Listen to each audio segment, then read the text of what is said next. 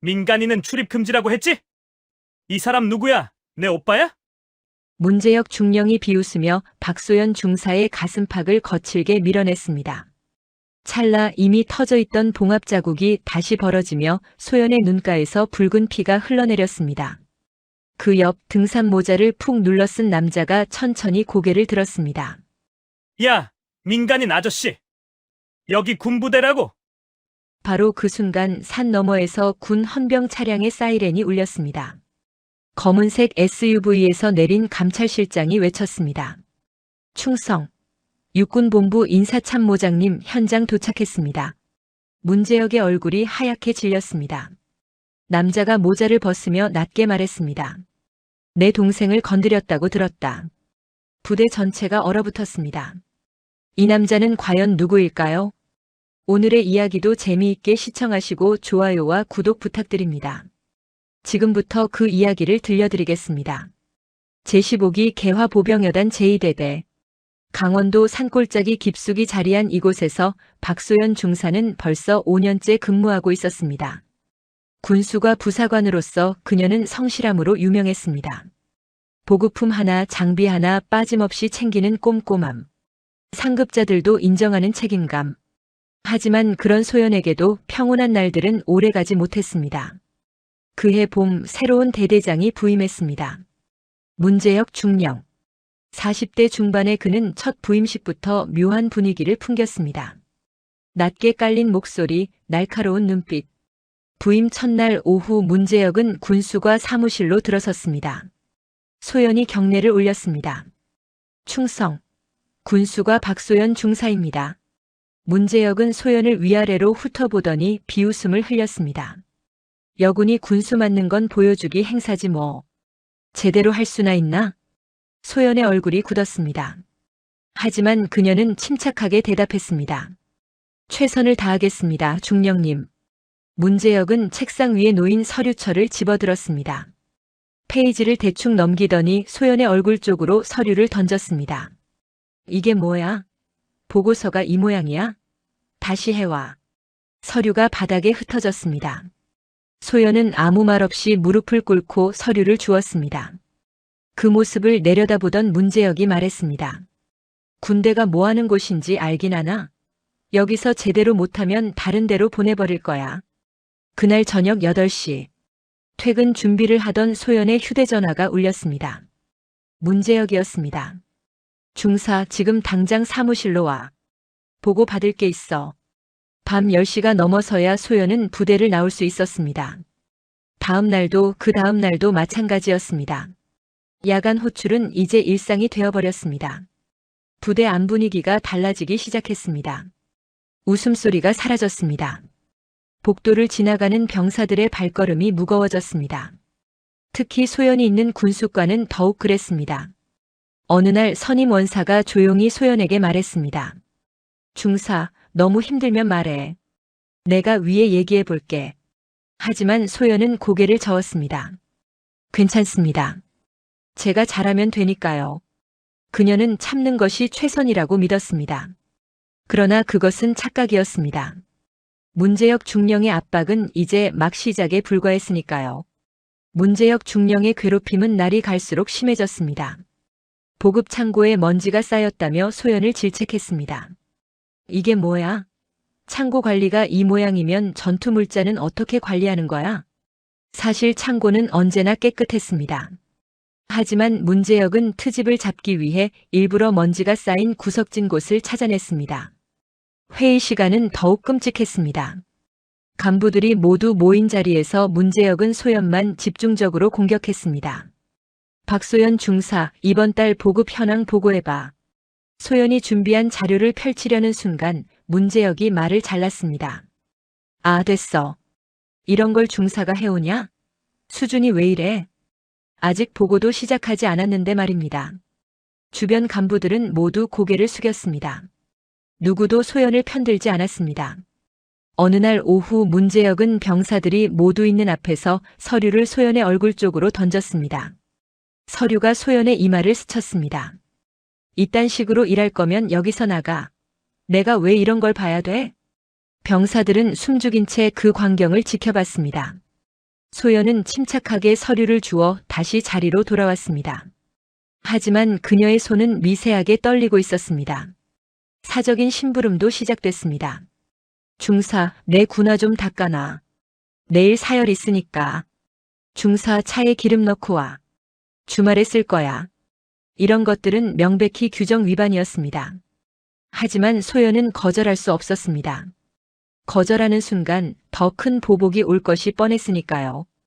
동료 부사관들은 안타까워했지만 도울 수 없었습니다. 누군가 소연을 감싸는 순간 그 사람도 같은 처지가 될 것이기 때문입니다. 소연은 혼자였습니다. 완전히 철저하게 혼자였습니다. 밤마다 소연은 생각했습니다. 조금만 더 참자. 조금만 더 버티면 괜찮아질 거야. 하지만 그것은 희망이 아니라 자기 최면이었습니다. 문제역의 괴롭힘은 멈추지 않았습니다. 오히려 소연이 참을수록 더욱 거세졌습니다. 그리고 소연 자신도 서서히 무너지고 있었습니다. 그 참음이 결국 자신을 파괴하고 있다는 것을 그녀는 아직 깨닫지 못했습니다. 어느 날 밤 시계는 새벽 2시를 가리키고 있었습니다. 군수가 사무실에는 소연 혼자만 남아 있었습니다. 형광등 불빛 아래 그녀는 빨갛게 충혈된 눈으로 모니터를 응시했습니다. 문제역이 다시 던진 보고서였습니다. 이런 식으로 할 거면 아예 하지 마. 내일 아침까지 다시 해와. 오후 5시에 받은 지시였습니다. 퇴근 시간은 진작에 지났고 다른 부사관들은 모두 숙소로 돌아갔습니다. 소연의 손가락이 키보드 위에서 멈췄습니다. 눈앞이 흐려졌습니다. 그녀는 잠시 모니터에서 눈을 떼고 책상 옆 액자를 바라봤습니다. 가족 사진이었습니다. 부모님과 함께 찍은 사진 속에는 환하게 웃고 있는 오빠의 모습도 있었습니다. 박진호. 소연보다 6살 많은 오빠는 어려서부터 모든 면에서 뛰어났습니다. 육군사관학교를 수석으로 졸업했고 각종 군사훈련에서 최우수 성적을 거뒀습니다. 진급도 빨랐습니다. 그리고 지금 그는 육군본부 인사참모장이라는 막강한 자리에 있었습니다. 소장 계급장을 단 그는 군 전체의 인사를 관장하는 핵심 보직이었습니다.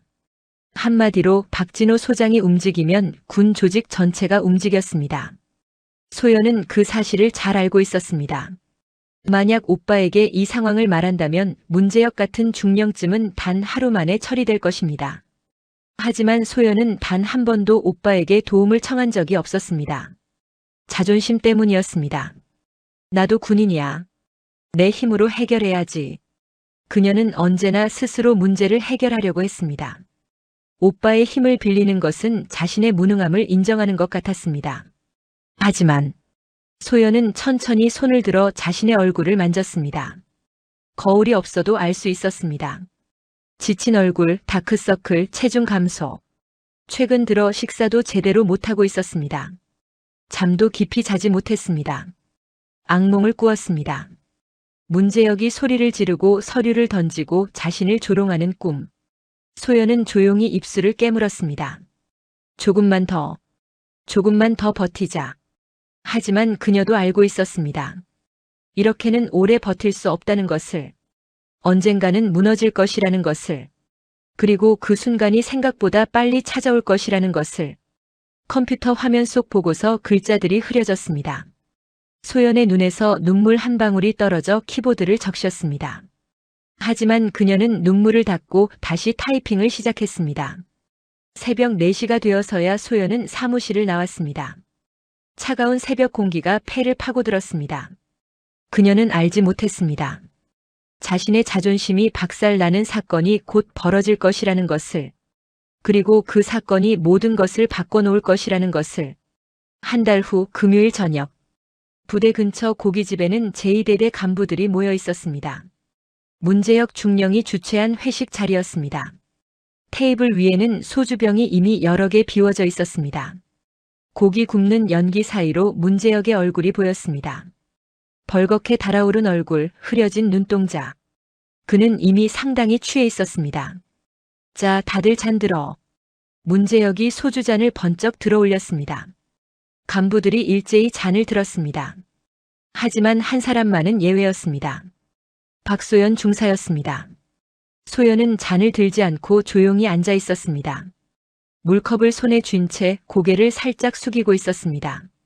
문재혁의 시선이 소연에게 고정됐습니다. 박 중사, 왜 잔을 안 들어? 주변이 조용해졌습니다. 소연이 조심스럽게 대답했습니다. 죄송합니다, 중령님. 내일 군수창고 정기 점검이 있어서 술을 마실 수가 없습니다. 사실이었습니다. 다음 날 아침 7시부터 육군본부에서 내려오는 감사관들이 창고 점검을 할 예정이었습니다. 소연은 그 점검의 총책임관이었습니다. 조금이라도 실수가 있으면 부대 전체가 곤란해질 수 있었습니다. 그래서 소연은 술을 마실 수 없었습니다. 하지만 문재혁은 달랐습니다. 그는 천천히 소연을 바라보며 입꼬리를 올렸습니다. 비웃음이었습니다. 점검? 그거 내가 제대로 준비해놨으면 술 한 잔 마신다고 문제될 게 뭐가 있어? 소연이 침착하게 말했습니다. 그래도 만약을 대비해서 술은 삼가야 할 것 같습니다. 분위기가 냉랭해졌습니다.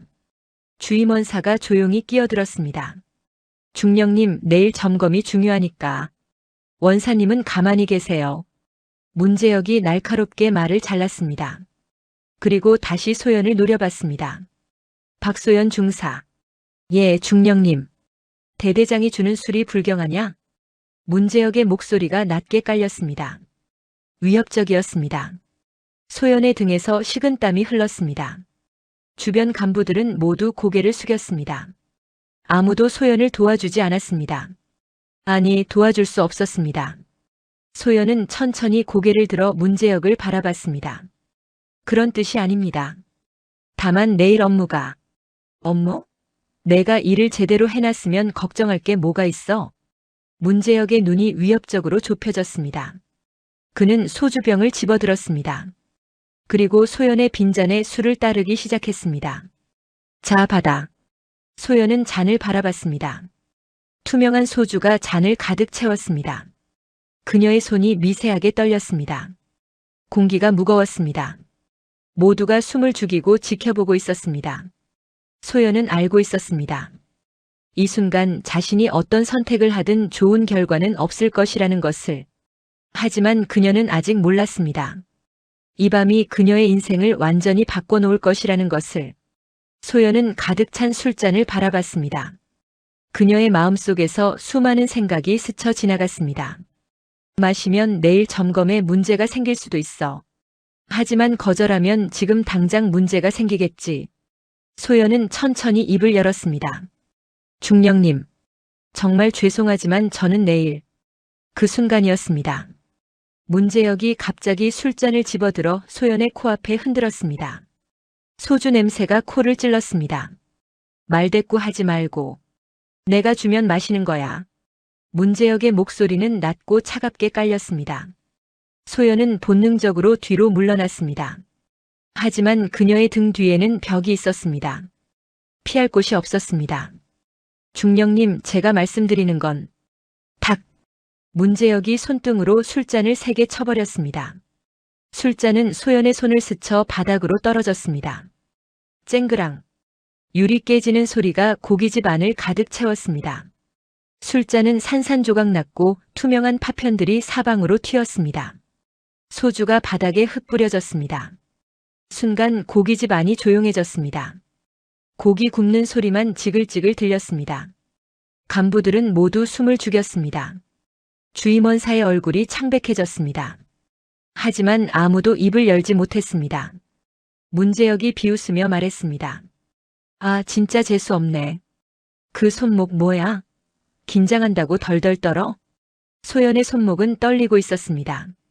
공포 때문이었습니다. 문재혁은 빈정거리는 얼굴로 손을 뻗었습니다. 그리고 소연의 손목을 거칠게 쳐냈습니다. 이것도 제대로 못 잡아? 여구는 역시 안 돼. 소연은 중심을 잃었습니다. 몸이 뒤로 밀렸습니다. 그녀는 균형을 잡으려고 손을 뻗었지만 소용없었습니다. 퍽. 소연의 이마가 테이블 모서리에 세게 부딪혔습니다. 둔탁한 소리가 울렸습니다. 소연은 그 자리에 주저앉았습니다. 이마 위쪽에서 뜨거운 무언가가 흘러내렸습니다. 피였습니다. 붉은 피가 주르륵 흘러내려 눈썹을 타고 뺨으로 번졌습니다. 헉. 주임원사가 작게 신음했습니다. 몇몇 간부들이 자리에서 일어나려 했습니다. 하지만 문재혁이 손을 들어 제지했습니다. 가만히 앉아 있어. 그리고 그는 소연을 내려다보며 말했습니다. 저 따위로 상처나면 군 생활을 어떻게 하냐? 훈련 중에는 더한 것도 버티는데. 소연은 이마를 손으로 감쌌습니다. 손바닥이 금방 피로 젖었습니다. 문재혁은 휴지를 하나 집어 소연에게 던졌습니다.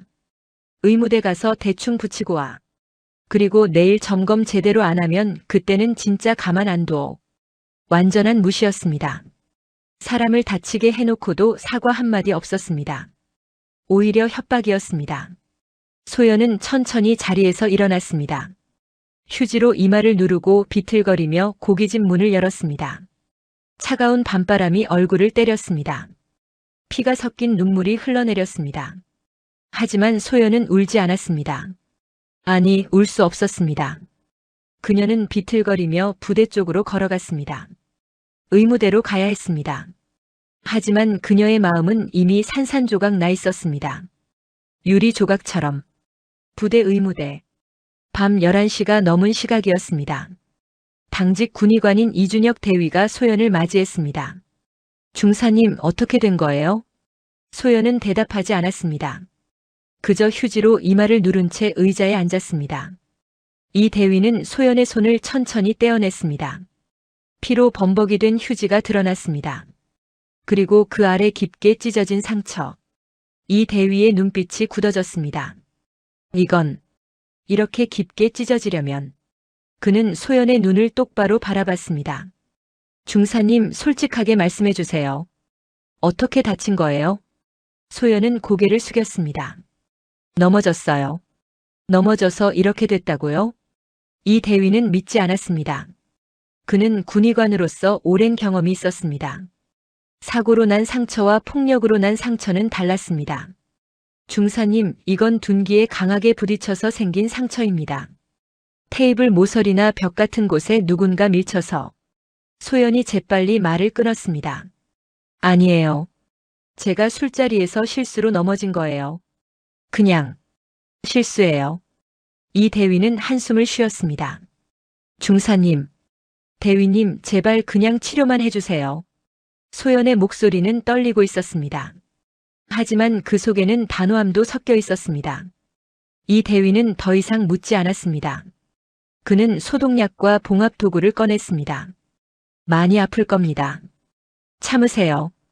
바늘이 피부를 뚫었습니다. 소연은 이를 악물었습니다. 하지만 신음소리 하나 내지 않았습니다.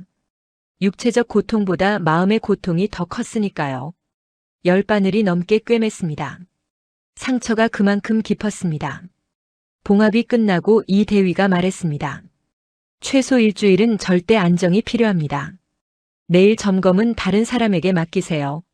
소연이 고개를 저었습니다. 안 돼요. 제가 책임자예요. 하지만 이 상태로는. 괜찮아요. 할 수 있어요. 이 대위는 할 말을 잃었습니다. 그는 조용히 거울을 소연 앞에 놓았습니다. 소연은 거울 속 자신을 바라봤습니다.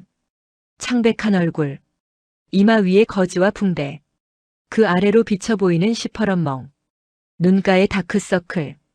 이것이 자신의 모습이었습니다. 불과 몇 달 전만 해도 활기차게 웃던 자신은 어디로 갔을까요? 소연은 천천히 입술을 깨물었습니다. 눈물이 나올 것 같았지만 참았습니다. 울면 안 된다고 생각했습니다. 울면 지는 것 같았습니다. 이 대위가 조용히 말했습니다. 중사님, 진료 기록에는 사고로 적겠습니다. 하지만 정말 괜찮으신 거죠? 소연은 고개를 끄덕였습니다. 네. 감사합니다, 대위님. 그녀는 자리에서 일어났습니다. 비틀거렸지만 벽을 짚고 중심을 잡았습니다. 의무대 문을 열고 나가는 소연의 뒷모습을 보며 이 대위는 주먹을 쥐었습니다. 그는 알고 있었습니다. 부대 안에서 무슨 일이 벌어지고 있는지. 하지만 그도 할 수 있는 것이 없었습니다. 그날 밤 소연은 숙소로 돌아가지 않았습니다. 군수가 사무실 소파에 누워 천장을 바라봤습니다. 이마가 욱신거렸습니다.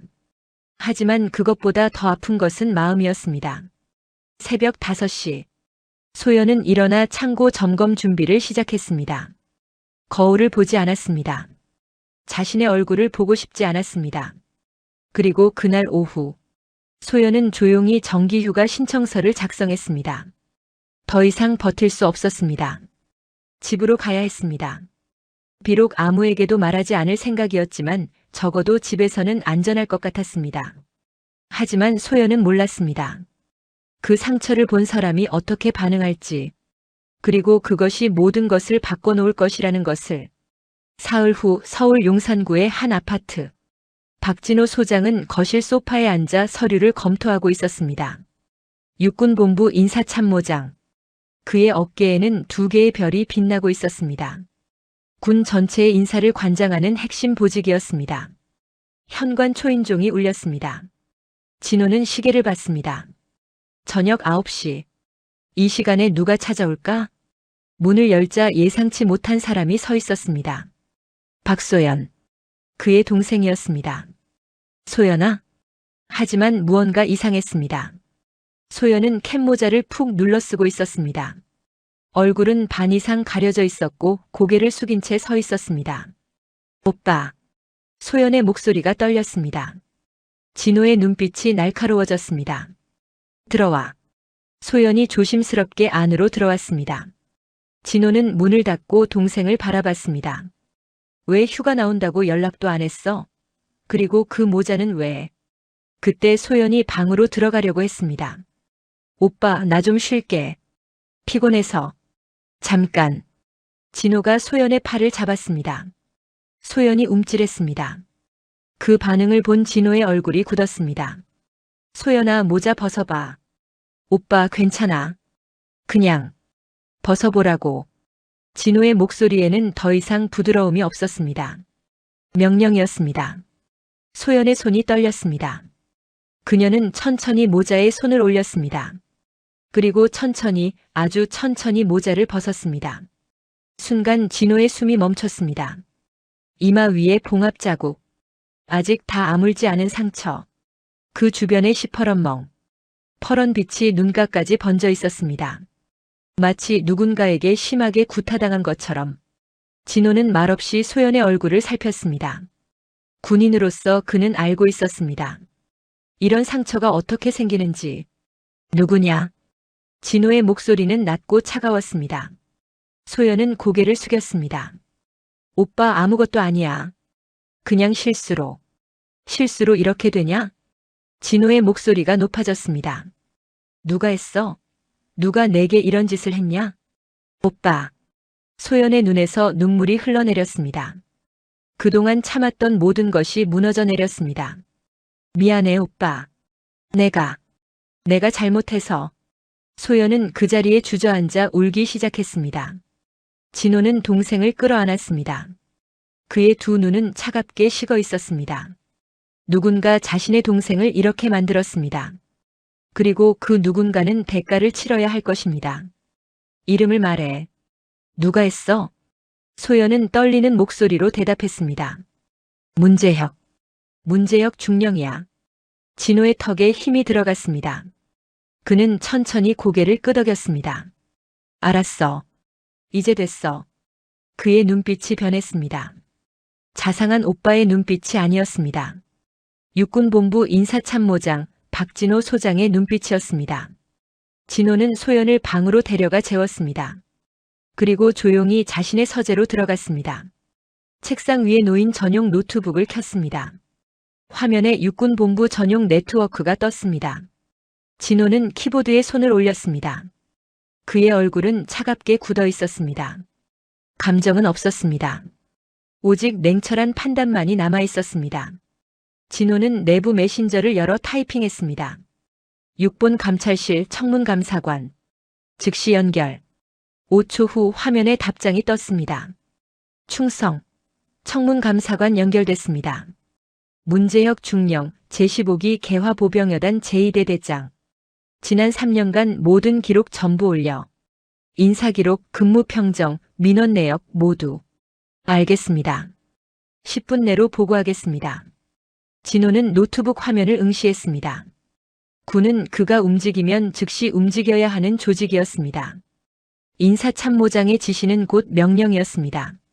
10분 후 화면에 파일들이 올라오기 시작했습니다. 진호는 하나하나 클릭하며 읽기 시작했습니다. 문재혁 43세. 중령 진급 2년차. 인사기록부터 이상했습니다. 대대장 부임 이후 부사관 3명 전출 요청. 이유 개인 사정. 병사 5명 의무대 치료 기록. 사유 훈련 중 부상. 민원 이건 접수. 처리 결과 무혐의. 하지만 진호의 눈에는 달리 보였습니다. 전출 요청이 모두 여군 부사관이었습니다.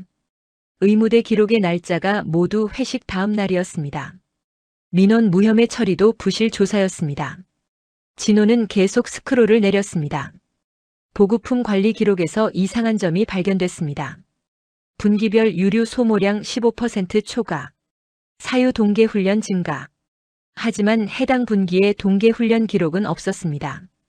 피복 및 장구류 재고 부족. 사유 전입 인원 증가. 전입 인원은 오히려 감소했습니다. 진호의 눈빛이 차갑게 가라앉았습니다. 횡령이었습니다. 더 파고들었습니다. 문재혁의 개인 통신 기록까지 확인했습니다. 부대 밖 민간인과의 통화 기록이 비정상적으로 많았습니다. 특정 업체 대표와의 통화가 한 달에 20회 이상. 그리고 문재혁의 계좌 입금 내역. 매달 정체불명의 입금이 있었습니다. 진호는 모니터를 끄고 뒤로 기대었습니다. 충분했습니다. 문재혁은 단순히 동생을 때린 것만이 아니었습니다. 부대 전체를 사유화하고 부하들을 괴롭히고 비리를 저질렀습니다. 진호는 전화기를 들었습니다. 감찰실장에게 직접 전화를 걸었습니다. 나야. 내일 아침 화천으로 출동 준비해. 헌병 1개 소대, 법무관 2명, 감사관 3명 대동. 제15기계화 보병여단 제2대대 긴급 감찰이다. 알겠습니다. 언제 출발하십니까? 내일 새벽 5시. 대기하고 있어. 전화를 끄는 진호는 옷장을 열었습니다. 군복이 아니라 평상복을 꺼냈습니다. 낡은 등산복과 벙거지 모자. 그는 옷을 챙기며 작게 미소 지었습니다. 내일은 인사참모장이 아니라 그냥 오빠로 갈 것입니다. 동생을 괴롭힌 놈의 얼굴을 직접 보기 위해. 그리고 그놈이 무너지는 모습을 직접 확인하기 위해. 진호는 창밖을 바라봤습니다. 내일이면 모든 것이 끝날 것입니다. 문재혁은 자신이 저지른 일의 대가를 치르게 될 것입니다. 다음 날 새벽 4시. 진호는 조용히 일어나 등산복을 입었습니다. 낡은 바람막이 점퍼에 편한 등산 바지. 그리고 얼굴 반을 가릴 수 있는 번거지 모자를 눌렀었습니다. 거울을 보니 평범한 중년 남자였습니다. 군인의 기운은 전혀 느껴지지 않았습니다. 완벽했습니다. 거실로 나오자 소연이 서 있었습니다. 그녀도 잠을 설친 듯 눈이 부서 있었습니다. 오빠, 정말 가려고? 진호는 고개를 끄덕였습니다. 응, 같이 가자. 하지만 오빠가 직접 가면 다들 알아볼 거야. 그러면 아무도 모를 거야. 진호는 모자를 가리키며 웃었습니다. 오늘은 소장이 아니라 그냥 내 오빠야. 백수 오빠. 소연은 불안한 얼굴로 오빠를 바라봤습니다. 오빠, 진짜 이러지 마. 내가 참으면 되잖아. 굳이 이렇게까지. 참으면 된다고. 진호의 목소리가 낮아졌습니다. 소연아, 내 얼굴 좀 봐. 이게 참아서 될 일이야? 소연은 아무 말도 하지 못했습니다. 진호는 동생의 어깨에 손을 올렸습니다. 내가 힘들 때 오빠한테 말하지 않은 건 자존심 때문이었지? 내 힘으로 해결하고 싶었던 거지. 소연이 고개를 끄덕였습니다. 하지만 소연아, 혼자 버티는 게 강한 게 아니야. 도움이 필요할 때 손 내미는 게 진짜 용기야. 진호는 부드럽게 미소 지었습니다. 그리고 나는 내 오빠야. 동생 지켜주는 게 당연한 거잖아. 소연의 눈에서 눈물이 흘렀습니다. 고마워, 오빠. 울지 마. 화장 번져. 진호는 농담을 던지며 가방을 챙겼습니다. 자, 이제 출발하자. 아침 일찍 도착해야 하니까. 새벽 5시 차는 서울을 벗어나 북쪽으로 향했습니다. 소연은 조수석에 앉아 창밖을 바라봤습니다. 해가 뜨기 시작했습니다. 하늘이 주황빛으로 물들었습니다. 오빠. 응? 문중령한테 뭐라고 할 거야? 진호는 잠시 침묵했습니다. 그리고 조용히 대답했습니다. 아무 말도 안 할 거야. 그냥 지켜볼 거야. 지켜본다고? 응. 그 사람이 스스로 무너지는 걸 지켜볼 거야. 진호의 목소리에는 차가운 확신이 담겨 있었습니다. 차는 계속 북쪽으로 달렸습니다. 춘천을 지나 화천으로, 산속 깊은 곳에 자리한 제15기 개화보병여단으로. 오전 8시, 차는 부대 입구 근처 민간인 주차장에 멈췄습니다. 진호는 모자를 눌러쓰고 차에서 내렸습니다. 멀리 부대 정문이 보였습니다. 그리고 그 앞에 서 있는 소연의 모습, 복귀 신고를 하려는 중이었습니다. 바로 그때 한 명의 장교가 정문 쪽으로 걸어왔습니다. 문재혁이었습니다. 진호의 눈빛이 차갑게 가라앉았습니다. 이제 시작입니다. 부대 정문. 소연은 초소 앞에 서서 복귀 신고를 준비하고 있었습니다. 모자로 이마의 상처를 가렸지만 아직 멍은 가시지 않았습니다. 당직 사병이 신분증을 확인하려는 순간이었습니다. 어이 중사. 뒤에서 들려오는 익숙한 목소리. 소연의 몸이 굳었습니다. 천천히 뒤를 돌아보니 문재혁이 서 있었습니다. 그는 여전히 비웃는 얼굴이었습니다. 휴가 나가서 쉬더니 표정 좋아졌네. 상처는 다 나았어? 말은 걱정하는 것 같았지만 목소리에는 조롱이 가득했습니다. 소연은 경례를 올렸습니다. 충성. 복귀 신고드립니다. 문재혁은 소연에게 다가왔습니다. 그리고 모자를 가리키며 말했습니다. 모자 벗어봐. 얼마나 나았나 확인해야지. 괜찮습니다, 중령님. 벗으라니까. 문재혁이 손을 뻗어 소연의 모자를 벗겼습니다. 아직 완전히 아물지 않은 봉합 자국이 드러났습니다. 주변 병사들이 숨을 죽였습니다. 문재혁은 혀를 찼습니다. 쯧쯧, 아직도 이 꼴이네. 약하긴. 이 정도 상처로 며칠씩 쉬다니. 그리고 갑자기 소연의 가슴팍을 손으로 거칠게 밀쳤습니다. 다음부턴 좀 더 튼튼하게 굴어. 알았지? 소연은 뒤로 휘청거렸습니다. 이마의 상처 부위에 충격이 가해졌습니다. 아직 덜 아문 봉합 자국이 다시 벌어졌습니다. 따끔. 붉은 피가 눈썹을 타고 흘러내렸습니다. 소연은 급히 손으로 이마를 감쌌습니다. 하지만 피는 손가락 사이로 흘러내렸습니다. 당직 사병이 깜짝 놀라 다가오려 했지만 문재혁이 손으로 제지했습니다. 가만히 있어. 중사가 알아서 할 거야. 바로 그때였습니다. 주차장 쪽에서 한 남자가 걸어왔습니다. 등산복을 입고 벙거지 모자를 눌러쓴 중년 남자. 진호였습니다. 문재혁이 진호를 보며 인상을 찌푸렸습니다. 저 사람 누구야? 민간인이 왜 여기까지 왔어? 진호는 천천히 소연에게 다가왔습니다. 그리고 소연의 이마에서 흐르는 피를 보았습니다. 그의 눈빛이 차갑게 식었습니다. 하지만 아무 말도 하지 않았습니다. 문재혁이 진호에게 다가왔습니다. 아저씨, 여기 민간인 출입 금지 구역입니다. 당장 나가세요. 진호는 대답하지 않았습니다. 그저 모자를 눌러쓴 채 소연을 바라볼 뿐이었습니다. 문재혁의 얼굴이 붉어졌습니다. 말 안 들려요? 여기 군부대라고. 당직사관. 이 사람 끌어내. 당직사관이 다가오려는 순간이었습니다. 저 멀리 산 너머에서 소리가 들렸습니다. 위잉 위잉. 사이렌 소리였습니다. 그것도 한두 대가 아니었습니다. 모두의 시선이 소리가 나는 쪽으로 향했습니다. 산길을 따라 검은색 차량들이 나타났습니다. 군 헌병 차량 3대, 그리고 검은색 SUV 2대. 차량들은 빠른 속도로 부대 정문 앞에 멈춰섰습니다. 문재혁의 얼굴에서 혈기가 빠졌습니다. 저건 뭐지? 차 문이 열리고 군복을 입은 사람들이 내렸습니다. 감찰실 완장을 찬 장교들, 헌병대 마크가 선명한 헌병들, 그리고 가장 앞에 선 한 명의 대령. 육군본부 감찰실장이었습니다. 감찰실장 김동훈 대령이 차에서 내려 부대 정문으로 걸어왔습니다. 그의 뒤로 감찰관 3명, 법무관 2명, 헌병 소대원 20명이 뒤따랐습니다. 정문 앞은 순식간에 군인들로 가득 찼습니다. 문재혁은 당황한 얼굴로 김대령에게 다가갔습니다. 저는 제2대대장 문재혁 중령입니다. 무슨 일로? 김대령은 문재혁을 차갑게 바라봤습니다. 육군본부 감찰실입니다. 긴급 감찰 지시를 받고 왔습니다. 감찰이요? 무슨 감찰 말씀이십니까? 저희 부대는 문재혁 중령, 당신에 대한 감찰입니다. 문재혁의 얼굴이 하얗게 질렸습니다. 저를요? 무슨 근거로? 바로 그때였습니다. 김대령이 뒤를 돌아보며 거수 경례를 올렸습니다.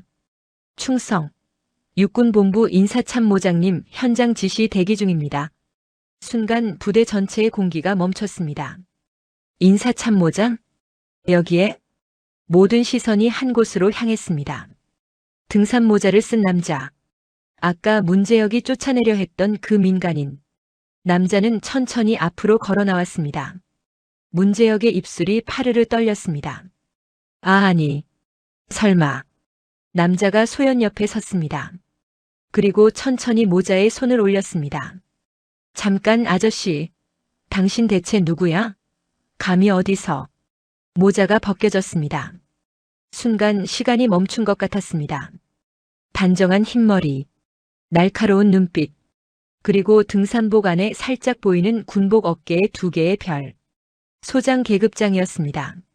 문재혁은 그 자리에서 다리에 힘이 풀렸습니다. 주저앉을 것 같은 몸을 간신히 지탱했습니다. 충성. 떨리는 목소리로 간신히 경례를 올렸습니다. 진호는 문재혁을 똑바로 바라봤습니다. 나는 육군본부 인사참모장 박진호 소장이다. 차갑고 단호한 목소리였습니다. 그리고 이 사람은 내 동생이다. 진호가 소연을 가리켰습니다. 피가 흐르는 소연의 이마를. 문재혁의 얼굴이 흑빛으로 변했습니다. 주변 장교들과 병사들은 모두 숨을 죽였습니다. 누구도 움직이지 못했습니다. 진호는 한 걸음 문재혁에게 다가갔습니다. 내 동생을 이렇게 만든 게 교육이냐? 문재혁은 입을 벙긋거렸지만 아무 말도 나오지 않았습니다. 대답 못하겠나? 그게 오해입니다. 저는 단지 오해? 진호의 목소리가 낮게 깔렸습니다. 감찰관, 이 사람 이마의 상처를 사진으로 기록해. 알겠습니다. 감찰관이 즉시 소연의 이마를 촬영했습니다. 문재혁은 말했습니다. 소장님, 이건 정말 오해입니다. 중사가 실수로 넘어져서. 닥쳐. 진호의 한마디에 문재혁은 입을 다물었습니다. 진호는 김대령에게 고개를 돌렸습니다. 감찰 시작해.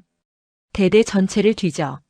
서류, 장부, 통신 기록, 모든 것을 확보해. 충성.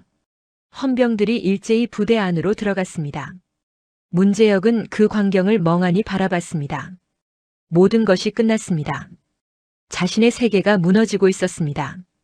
그리고 그것을 시작한 사람은 바로 자신이 무시하고 괴롭혔던 여군 중사의 오빠였습니다.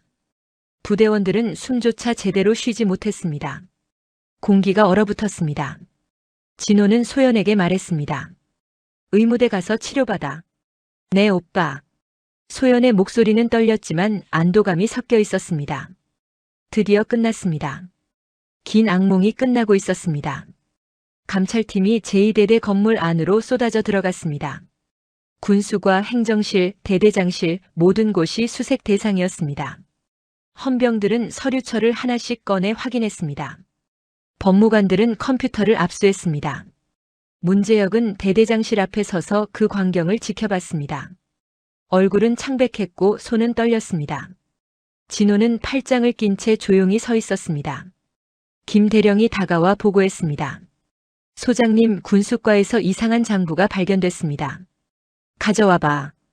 김대령이 건넨 장부를 진호가 펼쳤습니다. 보급품 출고 기록이었습니다. 하지만 숫자가 맞지 않았습니다. 유류월 소모량 2000리터. 하지만 실제 훈련 기록은 한 달에 5회 총 1200리터면 충분합니다. 나머지 800리터는 어디로 갔지? 문재혁이 끼어들었습니다. 그건 예비 비축분입니다. 진호는 문재혁을 쳐다보지도 않았습니다. 계속 수색해. 30분 후 감찰관이 서류 뭉치를 들고 왔습니다. 소장님, 대대장실 책상 서랍에서 이것들이 나왔습니다. 민간업체와 주고받은 문자 메시지 출력물이었습니다. 보급품 납품 다음 달도 같은 방식으로. 수고비는 계좌로. 유류 처리 완료. 차액은 50대 50. 진호의 눈빛이 차가워졌습니다. 횡령이 확실했습니다. 또 다른 감찰관이 USB를 들고 왔습니다.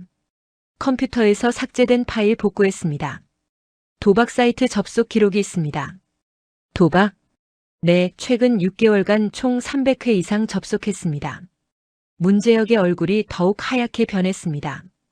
그건 제가 한 게 아니라. 그럼 누가 했나? 대대장실 전용 컴퓨터인데? 문제역은 대답하지 못했습니다. 김대령이 또 다른 서류를 가져왔습니다. 소장님, 이건 상담 기록입니다. 그런데 뭔가 문제가 있나? 부사관 3명이 성희롱 및 폭언으로 상담을 신청했는데 모두 기록이 파쇄됐습니다. 파쇄? 누가? 대대장 직권으로 파쇄됐다고 적혀 있습니다. 진호는 천천히 문제역을 돌아봤습니다. 피해자의 상담 기록을 파쇄했다? 그건 사소한 일이라고 판단해서. 사소한 일? 진호의 목소리가 높아졌습니다. 부하의 고통을 사소하다고 판단한 게 당신이야? 문제역은 아무 말도 하지 못했습니다. 바로 그때 한 병장이 감찰관에게 다가왔습니다. 저 신고할 게 있습니다. 말해봐. 대대장님이 저희한테 사적인 심부름을 시켰습니다. 주말마다 차 세차, 집 청소. 다른 병사들도 하나둘 나섰습니다. 저도 증언하겠습니다.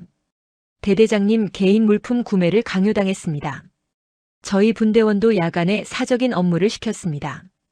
증언이 쏟아졌습니다. 그동안 참았던 모든 것들이 터져나왔습니다. 문제역은 그 자리에 선 채 무너지고 있었습니다. 진호는 조용히 말했습니다. 보급품 횡령, 도박, 상담 기록 파쇄, 사적 심부름 강요, 폭언과 폭행. 그는 문제역을 똑바로 바라봤습니다. 당신은 군인이 아니야. 그냥 범죄자지. 문제역의 다리가 휘청거렸습니다. 그는 바닥에 주저앉았습니다. 모든 것이 끝났습니다. 문제역은 바닥에 주저앉은 채 고개를 들었습니다. 소장님, 제발 한 번만 봐주십시오. 제가 잘못했습니다. 진호는 차갑게 내려다봤습니다. 지금 용서를 빌어? 네, 정말 죄송합니다. 다시는 이런 일 없을 겁니다. 내 동생 이마에 피 흘릴 때는 왜 안 그랬지? 문제역은 말문이 막혔습니다. 진호는 계속 말했습니다. 술자리에서 내 동생 손목 쳐서 넘어뜨릴 때는? 그건 매일 밤 호출해서 괴롭힐 때는? 제가 미쳤었습니다. 용서해 주십시오. 문제역은 바닥에 이마를 찌우며 빌었습니다. 하지만 진호의 표정은 변하지 않았습니다. 김대령이 다가왔습니다. 소장님, 증거 수집 완료했습니다. 체포해도 되겠습니까? 진호는 고개를 끄덕였습니다. 헌병 2명이 문제역에게 다가갔습니다. 문제역 중령, 일어나십시오. 문제역이 갑자기 소리쳤습니다. 안 돼. 이건 억울해. 나는 부대를 위해서 한 거야. 모든 게 부대를 위해서였다고. 부대를 위해서 보급품을 횡령했다? 김대령이 차갑게 물었습니다. 부대를 위해서 부하들을 괴롭혔나? 문제역은 대답하지 못했습니다. 헌병들이 그의 팔을 잡았습니다. 손 놔. 나 중령이야. 중령. 문제역이 발버둥 쳤습니다. 하지만 헌병들의 손아귀는 단단했습니다. 군형법 제44조 상관의 부하에 대한 가혹행위. 김대령이 차례로 죄목을 읽었습니다. 군형법 제62조 직권남용. 군형법 제52조 폭행. 군형법 제79조 공금횡령. 국군 복무규율 위반 다수. 문제역 중령, 당신을 현행범으로 체포합니다. 찰칵. 수갑이 문제역의 손목에 채워졌습니다. 문제역은 미친 듯이 소리쳤습니다. 안 돼. 이건 말도 안 돼. 나한테도 가족이 있어. 내 인생이 끝나는 거라고. 진호가 한 걸음 다가갔습니다. 그리고 낮은 목소리로 말했습니다. 내 인생? 내가 괴롭혔던 부하들의 인생은 생각 안 했나? 그건 내 동생이 매일 밤 울면서 버텼던 건 생각 안 했어? 문재혁은 입을 다물었습니다. 진호는 계속 말했습니다. 군복은 장식이 아니야. 책임과 명예를 상징하는 거지. 그는 문재혁의 어깨에 달린 계급장을 가리켰습니다. 넌 그 군복을 더럽혔어. 부하들을 지켜야 할 사람이 오히려 괴롭혔지. 소장님, 넌 군인의 자격이 없어. 진호의 말이 끝나자 헌병들이 문재혁을 끌고 갔습니다. 안 돼. 나 줘. 제발. 문재혁의 비명이 부대 안에 울려 퍼졌습니다. 하지만 아무도 그를 도와주지 않았습니다. 병사들은 조용히 지켜봤습니다. 몇몇은 안도의 한숨을 쉬었습니다. 드디어 끝났습니다. 헌병 차량이 문을 닫았습니다. 차는 천천히 부대를 떠났습니다. 그 안에서 문재혁의 울부짖음이 들렸지만 곧 멀어졌습니다. 진호는 그 모습을 말없이 지켜봤습니다. 김대령이 다가왔습니다. 소장님, 이제 어떻게 하시겠습니까? 대대장 공석은 즉시 후임 배치해. 그리고 피해자들 전원 상담 지원하고. 알겠습니다. 진호는 의무대 쪽을 바라봤습니다. 소연이 치료를 받고 있는 곳이었습니다. 이제 동생은 안전했습니다. 더 이상 아무도 그녀를 괴롭히지 못할 것입니다. 진호는 작게 미소 지었습니다. 오빠로서 해야 할 일을 했습니다. 2달 후 군사법원. 법정은 방청객들로 가득 찼습니다. 피고석에는 문재혁이 앉아 있었습니다. 판사가 판결문을 읽기 시작했습니다. 피고인 문재혁은 부하 장병들에게 지속적인 폭언과 폭행을 가했으며 보급품을 횡령하고 직권을 남용했습니다. 문재혁은 고개를 숙인 채 아무 말도 하지 못했습니다.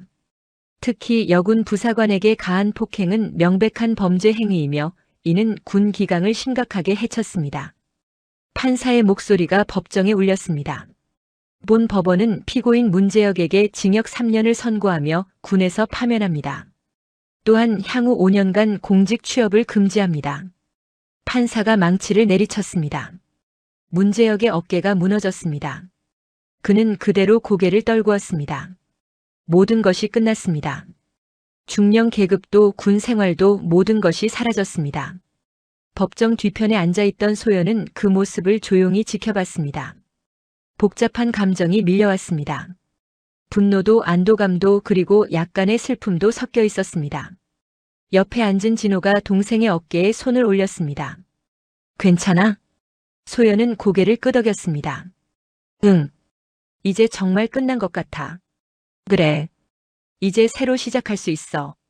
두 사람은 법정을 나왔습니다. 밖은 맑은 가을 날씨였습니다. 햇살이 따뜻했습니다. 한 달 후 제15기 개화 보병여단 제2대대. 새로운 대대장이 부임했습니다. 이진수 중령. 부드럽지만 단호한 리더십으로 유명한 장교였습니다. 첫 부임식에서 이 중령은 말했습니다. 저는 여러분과 함께 일하기 위해 왔습니다. 명령하기 위해서가 아니라 협력하기 위해서입니다. 부대 분위기가 달라지기 시작했습니다. 웃음소리가 돌아왔습니다. 병사들의 표정이 밝아졌습니다. 군수가 사무실. 소연은 책상에 앉아 서류를 정리하고 있었습니다. 이마의 상처는 거의 아물었습니다. 작은 흉터가 남았지만 그것은 그녀가 싸워서 이긴 증거였습니다. 후임 부사관이 커피를 가져왔습니다. 중사님, 커피 드세요. 고마워. 소연은 미소 지으며 커피를 받았습니다. 오랜만에 진심으로 웃을 수 있었습니다. 저녁 소연은 진호에게 전화를 걸었습니다. 오빠, 나야. 응, 소연아. 부대 생활은 어때? 좋아. 정말 좋아졌어. 새로운 대대장님도 좋으시고. 다행이다. 오빠. 응? 고마워. 내가 없었으면 난 아직도 그 지옥에 있었을 거야. 전화 너머로 진호의 웃음소리가 들렸습니다. 뭘? 오빠가 당연히 해야 할 일이었어. 그래도 정말 고마워. 진호는 잠시 침묵했다가 말했습니다. 소연아, 내가 버티고 증언했기 때문에 바뀐 거야. 내 용기가 다른 피해자들도 구한 거지. 소연은 눈시울이 뜨거워졌습니다. 오빠가 있어서 내가 버틸 수 있었어. 우리 서로 도운 거지. 그게 가족이잖아. 전화를 끊고 소연은 창밖을 바라봤습니다. 해가 지고 있었습니다. 주황빛 노을이 하늘을 물들였습니다. 부대 운동장에서는 병사들이 축구를 하고 있었습니다. 웃음소리가 들렸습니다. 평화로웠습니다. 소연은 작게 미소 지었습니다. 긴 악몽이 끝났습니다. 그리고 새로운 시작이 펼쳐지고 있었습니다. 해 뜨는 군부대 위로 새로운 하루가 시작됩니다. 더 이상 두렵지 않은 내일이 기다리고 있었습니다.